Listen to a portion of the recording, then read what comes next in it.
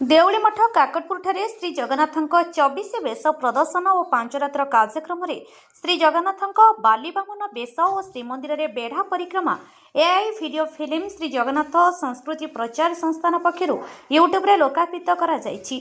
पूर्वर मध्य 1805 मसीह 1822 और 1823 रु 1842 रथयात्रार AI film YouTube रे छड़ा जायछि। बाबा सत्यनंद दास महाराज 5 दिन धरी धारावाहिक भावे तांकर आशीर्वचन प्रदान करुछंती।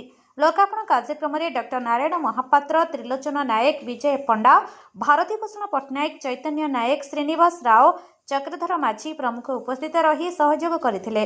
श्री जगन्नाथଙ୍କ 24 बेश प्रदर्शन कार्यक्रम मध्य अति आकर्षणीय होइथिला। महाप्रभुଙ୍କ एकाथरे